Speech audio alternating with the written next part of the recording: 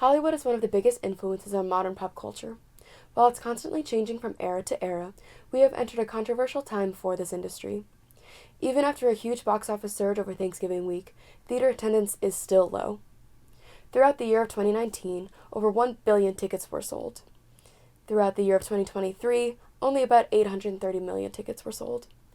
Even with the cultural phenomenon that was Barbenheimer, the box office still has not recovered since COVID. 5 years afterwards, attendance has been climbing steadily, but it's still not where it used to be. And there are a number of reasons for this, including ticket pricing, changing preferences, and even the movies themselves. So let's break down why each of these things is contributing to lower theater attendance. Starting with a commonly known issue, the price for tickets has increased steadily over the years. According to thenumbers.com, the average movie ticket price in 2010 was $7.89. In 2024, the average price was $10.78. Usually the prices increase slightly each year, but the largest jump in prices was between 2020 and 2021, when the average price increased by nearly a whole dollar from $9.18 to $10.17. Many of the large movie studios responsible for blockbuster movies have also been changing how they release their films. They still go with the usual release in theaters. However, with the rise of streaming services, many film lovers simply wait for the movies to be released so they can watch them in the comfort of their own home. In the 2010s, audiences could expect to be able to stream new movies around 70 days after its release.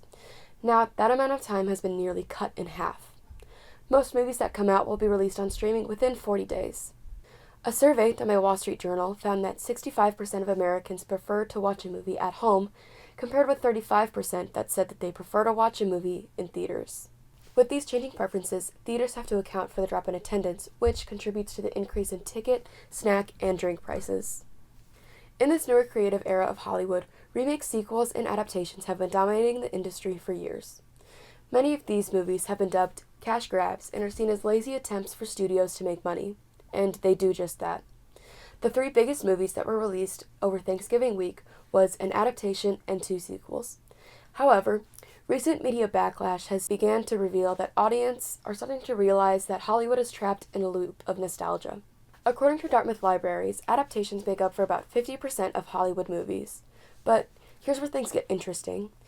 People are finding these unoriginal films lazy, yet they continue to attend these movies and watch them at home. And this causes these films to become exactly what audiences think they are, which are cash grabs. However, it seems like it's only a matter of time until people crave new stories and are burnt out of the constant remakes, sequels, and adaptations.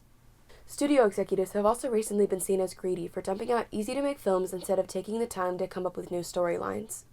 The whole industry was also under fire during the 148-day Hollywood strike in 2023. The strike brought attention to the mistreatment of lower-tier film industry employees, which deterred some audience members from supporting these studios and their greed. Over time, I believe the theater business will return to its original glory, but that's only if theaters decrease prices, if studios wait longer to release movies on streaming services, and if Hollywood can differentiate when to make new stories and adapted films.